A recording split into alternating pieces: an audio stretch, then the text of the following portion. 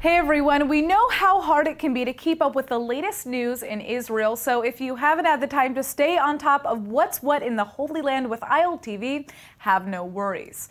It's time for our new show this week in Israel, where we'll give you the scoop on everything you need to know about the last 7 days right from Tel Aviv. I'm Natasha Kirchuk, here to keep you informed. The Israeli army got an early wake-up call this morning when a bomb exploded on the Gaza border. No IDF soldiers are reported to have been injured in the blast, and at this time, no terror organization has claimed responsibility for the attack. But as per policy, Israel holds Hamas responsible for all aggression in the Strip and has counterattacked Hamas targets. Israeli tanks have just opened fire on several military targets in Gaza belonging to Hamas. This comes only 24 hours after another explosion rocked the Strip that would be yesterday's attempted assassination of visiting Palestinian Authority Prime Minister Hamdallah. Today's explosion reportedly came from an improvised explosive device, or an IED, which can be tough to defend against, given their unpredictability. Several Israeli troops were seriously injured in an IED explosion in the Strip just last month. With tensions simmering, the army is likely gearing up for more. Snap elections in Israel could become a reality very soon, so let's check out what the latest polls have to say if the elections were to be held today. Now, remember, these figures are only estimates, but they do provide some very concrete insight into where the public currently stands. In the most recent polls, Prime Minister Netanyahu's Likud party would continue to remain on top, retaining almost all of its current seats in the Knesset. The Likud's main opposition party, the Zionist Union, however, could possibly lose as many as half of its chairs, dropping from 24 today down to 13 or even 11. It looks like the centrist Yesh Atid party, headed by one of Netanyahu's biggest rivals, Yair Lapid, would then step up to fill that gap, possibly doubling its seats from 11 to 22 or 24. The ultra-Orthodox parties and the Arab Joint List would likely shift a few single seats here or there, but remain relatively intact. But it's Moshe Kahlon's Kulanu party that would possibly lose the most, dropping from 10 seats down to 6. On the left, the Meretz party is seeded to win big, gaining as many as 3 to 4 chairs. Now, some polls do chart things a bit differently than others. One X factor here is that several newer parties may or may not clear the required 3.25% voter threshold to enter the Knesset. So that could shake up a few of the individual seats. But overall, it's clear why many suspect Netanyahu may secretly be fixing for these early elections, because these numbers place him well ahead of his opponents, and potentially in a very comfy position to arrange a new coalition. It looks like early elections have been averted, at least for now. Word of a last-minute deal has just hit the media, detailing how Prime Minister Netanyahu seemingly moved away from snap elections, all in favor for a compromise on the ultra-Orthodox conscription law.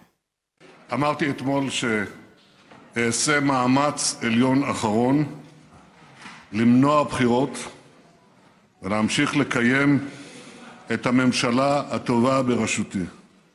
ממשלה שמביאה הישגים אדירים למדינת ישראל. הבטחתי וקיימתי. Under the agreement, the Knesset has moved forward the ultra-Orthodox party's draft of a bill which would exempt Haredim from mandatory service in the IDF. Defense Minister Avigdor Lieberman, who previously stood to topple the government with his objection to this bill, will now be able to essentially oversee the future version of the bill in the coming months. This has paved the way for the other wild card in the crisis, Finance Minister Moshe Kahlon, to have his budget approved before the parliament breaks for recess. This has been a tedious series of weeks, with speculation high that despite statements to the contrary, Netanyahu himself may have actually been orchestrating this whole crisis to arrange early elections. Analysts say this was very possibly the case, given that the Prime Minister is currently ensnared in numerous corruption scandals and may have benefited from elections now when his poll numbers are still strong, versus later after possible criminal indictments. Rumors of his own party threatening a mutiny against him at this time, however, may have swayed him away from pushing for snap elections. Either way, many are breathing a sigh of relief that the government will not dissolve at the moment and instead be able to focus on the larger issues at hand. Massive demonstrations have just broken out in front of the Knesset. Hundreds of Ethiopian immigrants are demanding the government to finally fulfill its promise and reunite them with around 8,000 of their family members who are still in Ethiopia. This is a long and controversial issue that's been decades in the making. Back in the 80s and 90s, the state conducted undercover operations to airlift thousands of Ethiopians with Jewish ancestry to Israel. A few decades later, roughly 140,000 Ethiopian Israelis now live in the country. But many say the state has done little to help them integrate, even accusing the government of racist policies and ignoring police brutality. Infamously, Ethiopian protesters clashed violently with Israeli police after a video went viral showing an Ethiopian IDF soldier apparently being beaten by police. The government halted its operations from Ethiopia over 20 years ago, but has promised to bring nearly 8,000 of those new immigrants' family members to Israel. Families here in Israel say they've been waiting for over a decade now for that promise to be fulfilled, leaving parents and children separated across an entire continent. The Israeli government maintains there just aren't enough funds available to bring in these 8,000, but with the total cost estimated to be less than 0.1% of next year's budget, many critics are saying racism is the only reason this isn't a priority. Despite speculation that Israel is advancing its plan to deport African asylum seekers, Israel's High Court has now ruled that the deportation plan just won't stand up to legal challenges. The state has decided to freeze all deportations, at least for now, and ILTV's Aaron Porras is here with more on this story. Now, Aaron, why won't the deportation stand in court, and what is the latest since this freeze has been announced? So basically, the court says that this won't stand up to legal challenges because Israel cannot guarantee the safety of these asylum seekers after they've been deported to these third-party countries. And furthermore, Israel basically said that they're still planning on starting the deportations after reworking their plan both internally and with the international community, but they're planning on resuming deportations as soon as April 1st at a rate of about 600 per month. Now, this is interesting because this comes just 2 days after the Holot detention center was closed, where many of these asylum seekers were held. And many saw this as a sign of an advancement of this, deportation plan. So what can asylum seekers expect right now? So for now, there are a few things that we know. The first is that women and children, asylum seekers, are still not targeted for deportation. Second, the state will continue to hold deportation hearings, and anyone with an open case file is also safe for deportations, pending the conclusion of that case. Third, asylum seekers already in custody of the state are not going to be released, and those who refuse deportation will be subject to indefinite imprisonment in Saronim prison. Now, you mentioned something about working with the international community. Obviously, the UN has been speaking to Israel about different plans. Canada has been speaking to Israel. How is all that going? So, there are approximately 38,000 asylum seekers right now living in Israel. 72% of which are Eritrean and 20% are Sudanese. Both of these populations are considered refugees across the world. So right now the UNHRC is working with the international community to maybe absorb some of these asylum seekers, provided that Israel absorb the rest. Right. And finally, in regards to what's happening here internally, how are Israelis responding to this? We saw a lot of protests against the deportation. Yeah, it's very divisive. In general, most activists and outspoken people are blasting the deportations overall, especially actually from Holocaust survivors, which is very interesting. And what's even more interesting is that there's about 1,000 families who have signed up for a program to illegally house a lot of these asylum seekers. Which we've covered several times. Exactly, which we've covered several times, and that's, well, this is good news for now. So obviously we're going to wait and see what happens. And report it as it comes out. All right. Last-minute talks with Netanyahu and ultra-Orthodox parties have reached a temporary compromise, though the Prime Minister has struck a deal to appease the Orthodox faction of his coalition by exempting Haredim from the IDF. It remains to be seen if the rest of the government will agree or if this is all merely delaying the inevitability of early elections. Defense Minister Avigdor Lieberman's party has already rejected this deal, namely because it doesn't come from his own ministry.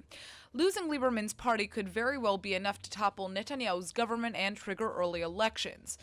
Other Knesset members have already begun to publicly state that the Prime Minister, currently beset by a myriad of corruption scandals, will be seeking snap elections in June regardless, considering his party's strength in the polls. בימים הקרובים או ביממה הקרובה לא תהיה הסכמה רחבה, אנחנו עשויים למצוא את עצמנו במערכת בחירות בקרוב מאוד ובבחירות עצמן בתחילת הקיץ. Israel's Attorney General Avichai Mandelblit is also reportedly set to reject the compromise deal, which would only worsen the stalemate. The attitude from both politicians as well as general public is that new elections are very possibly just around the corner. We've just learned that 2 more countries are reportedly ready to follow U.S. President Donald Trump's example and move their embassies from Tel Aviv to Jerusalem. Sources have named Paraguay and Honduras as next in line for the move, though neither country has officially confirmed these reports. Honduras was one of only 8 countries, which included Israel, to oppose last month's vote at the UN condemning Trump's controversial decision to recognize Jerusalem as Israel's capital. Paraguay abstained from that vote, but has voted alongside Israeli interests in the past. Senior Israeli diplomats say the deal could be sealed if Prime Minister Netanyahu made official visits to those countries. So far, no trips are on the calendar, but given just how big the stakes are, he may be about to change his travel plans. Following recent Palestinian criticisms of the Arab world, PA President Mahmoud Abbas has now reportedly ordered his administration to keep silent or face the consequences. ILTV's Aaron Porras has this story. Now, Aaron, what are the Palestinians criticizing? Well, Abbas's move to silence these criticisms comes after reports that Saudi Arabia and Egypt were pressuring Abbas to accept a potential Trump-led peace plan in the Middle East. So other officials then took it upon themselves to basically criticize Saudi Arabia and Egypt and anyone else in the Arab world who is levying these pressures, saying that they're just trying to collude with the Trump administration and take advantage of the Palestinians. Why go so far as to ban criticisms, though? I mean, can the Palestinian president even do something like that, truly? Well, I mean, he's threatening anyone who breaks his so-called gag order with, being held accountable for causing harm to the Palestinian and Arab national security. So it sounds like a fairly serious charge, and so basically it does sound like he can do it. As for why, it's very likely, in a sense, a way to hedge his bets, for Abbas to hedge his bets and play it safe and not upset his Arab donors. Because, while the Trump administration has already pulled funding for the Palestinian Authority, if Abbas loses support of the Arab world, the Palestinian Authority is dead in the water. So he can't upset his Arab backers. But then at the same time, he doesn't want to make any judgments or snap decisions that might have him labeled a traitor in the Palestinian Authority. So he's kind of biding his time, telling everybody to shut up, and then that way he can make a decision, deal with things privately, politically. All right, thanks for joining us, Aaron. As the humanitarian crisis in Gaza continues to surge towards disaster, the United States has just summoned a brainstorming session in Washington. They're trying to find an immediate solution to the ongoing suffering of nearly 2 million Gazans. But the Palestinian Authority has actually turned down a direct invite from the White House to attend the talks. ILTV's Aaron Porras has more on the story. Hi, Aaron. All right, thank you very much, Natasha. And yeah, this decision by the Palestinian Authority comes amidst ongoing rift between the Palestinian Authority and the White House, specifically over Trump's December decision to recognize Jerusalem and move the embassy, and then later his cuts of more than half of the United States funding to UNRWA. Now, the question here is, why wouldn't the Palestinian factions want to at least try to talk to the U.S. about possibly changing sanctions that exist on the ground in regards to the Gaza Strip? It's a pretty complicated answer, actually, because we're talking about, how the Palestinian Authority is listening to their own people, and they're worried about, Abbas would be afraid of looking like a traitor, but then at the same time, he's under pressures from Egypt and Saudi Arabia to maybe accept a deal, things like that. But aside from that, you also have Hamas and the Palestinian Islamic Jihad, who thinks that this is just an American attempt to exploit the situation in Gaza by relieving Israel of any liability in the area and things like that. And the average Palestinian, according to the polls, actually agrees. They don't see the United States as a partner in peace, and they don't see the two-state solution as a viable option at the moment. All right, well, I guess we're just going to have to wait and see what happens, as per usual. All right. The threat of a war on Israel's northern border with Lebanon became very real earlier this year when 2 border disputes quickly went volatile. Though many have been dreading the worst, it looks like we can set aside those fears for now. The UN has just confirmed that they've been mediating talks between Israel and Lebanon almost every day to ensure that war doesn't erupt. Well, what I see is that there is a full engagement from all the sides, and there are been meetings almost on a daily basis. The dialogue is open. No one has ever walked out from these meetings. So I see that there is a will to preserve stability and to find solutions. Though this certainly comes as a bit of a relief, the growing threat of Hezbollah, backed with weapons and money from Iran, remains a concern. Tensions between the Lebanese government and Israel first hit a fever pitch when Israel began constructing a border wall along the Blue Line border to the north, which Lebanon claimed breaches its territory. At the same time, however, Lebanon began an offshore energy project in a part of the sea claimed by Israel. The ensuing standoff potentially marked the first steps towards a military escalation, but apparently both sides realized the consequences of a war would outweigh the last decade of relative calm. This stability has been beneficial for everyone, and not only from one side. And I think that until now, beside the heightened rhetoric, I will see that the reality on the ground is different, and there is no appetite for instability or for war. Breaking news from Gaza. The Prime Minister of the Palestinian Authority, Rami Hamdallah, was visiting the Strip this morning when an explosion detonated near his envoy. Several have been reportedly injured, although Hamdallah himself is unharmed. The Prime Minister was in the Strip to help celebrate the opening of a wastewater treatment plant.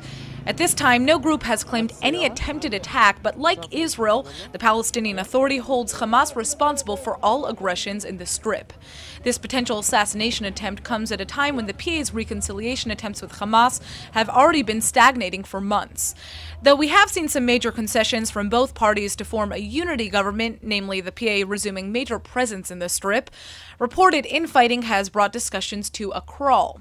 Details of this explosion still remain scarce, but as the dust settles, it's clear that this incident will likely make matters even more tense, if it doesn't kill Palestinian reconciliation outright. ذهبنا اليوم حصل ما حصل. كانت بالفعل محاولة مرتبة جيدة. كانت عبوات مزروعة على عمق 2 متر داخل الأرض. هذا ما وصلنا فيه بالطريقة بتاع السلام، ولكن قدر الله المسلم. كان هنالك 6 إصابات بين الحرس الآن يعالج المستشفيات يا الله. Anti-Semitism has been on the rise throughout Europe and the United States. Now, a troubling claim has just been made by Russian President Vladimir Putin in a one-on-one interview with NBC over the weekend. When asked about alleged Russian meddling in the 2016 election, Putin apparently suggested that maybe, quote, Jews, but with Russian citizenship, had actually compromised the election. Israeli lawmakers have already begun to denounce the Russian president's disturbing choice of words, but many critics are wondering why U.S. President Donald Trump has yet to do so as well. It's no secret that he's under investigation for possibly colluding with Russia to sway the U.S. election. This comes amidst growing blowback from Poland's controversial Holocaust law, which some say whitewashes Poland's role in helping the Nazis execute Hitler's horrific final solution. Israel's ambassador to Poland, Anna Azari, has just announced that anti-Semitism is rising in Poland, prompting a Polish senator to say, quote, maybe we have to ask this lady to leave the country. On top of that, anti-Semitic vandalism in Holland has just hit a 10-year high. And as if things weren't bad enough in Europe, the Anti-Defamation League says things may be even worse in the United States. The latest report says that anti-Semitic incidents have skyrocketed by 57% in 2017, a 2-decade record high. As if the United States and Israel weren't close enough, American and Israeli troops have just conducted a massive large-scale military drill right here in Israel's desert. The Juniper Cobra drill sees nearly 1,000 U.S. Marines training shoulder to shoulder with Israeli soldiers in the IDF's elite paratroopers brigade. The drill also combined tactical integration with the Israeli Air Force, considered by most to be one of the strongest in the world. Participants followed a traditional Israeli procedure, conducting simulations in a fake mock-up Arab village. Israeli troops have a lot of experience in this kind of urban warfare, which offers a lot of expertise to American troops who don't have as much on-the-ground experience in this kind of terrain. On these lanes you see in front of us is an American sergeant and an Israeli instructor. And what they do is they take the young soldiers and Marines through the environment and teach them how to see. And they teach them what to see when they were either in the Gaza Strip or somewhere else on the battlefield for us in Afghanistan and Iraq. and teach that young soldier what to look for. What does the open door mean? What does the item on the ground mean to you? And they get to hear it from both sides.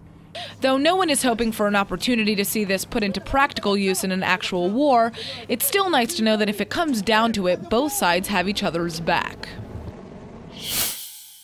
With Tel Aviv Fashion Week wrapping up, ILTV's Emmanuel Kadosh is here to give us the top 5 Israeli models. So when we're talking about classic Israeli supermodels, we're constantly reminded by the blonde bombshell that is Bar Rafaeli, or our very own superhero Gal Gadot, both timeless beauties. But why not share with you a few drop-dead gorgeous girls you may not have heard of?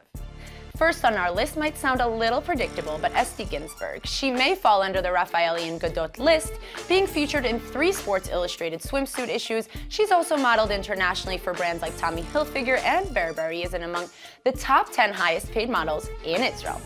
Number 2 on our list is Shlomit Malka. At only 24 years old, the young model has created quite a name for herself, appearing in major campaigns such as L'Oreal, Armani, Lancôme, Chanel, Ralph Lauren, and the list goes on. She's signed with countless international agencies and is only getting bigger from here. If you haven't yet, get ready to see her face everywhere. Third up is Niebaum Adele, the young 21-year-old declared by several publications as the new Bar Rafaeli. She may be young, but this stunning girl has already walked the Paris Fashion Week runway, and who could forget, was featured on covers of Elle, Cosmopolitan, and Marie Claire. Natural top model is an understatement. Fourth on our list is another young model. This one is just 15 years old, Dorit Rivles. She's too young to drink, but she's made an undeniable mark in the fashion world already, having signed a contract with Yves Saint Laurent's luxury fashion house, and is seen all across Topshop stores around the world. She's literally just getting started. Last up on our list, who you may already know, Noam Frost. This gorgeous girl started her international career a few years back and has since worked with A-list photographers and designers. She was even chosen for a fashion spread in the Italian edition of Vanity Fair. Some say Frost has a more unusual look, but to be honest, all I see is stunning. That's it for today's Top 5. Back to you. That's it for this week's Roundup. Tune in next Friday for our next episode of This Week in Israel. I'm Natasha Kirchuk, and thanks for joining us from Tel Aviv.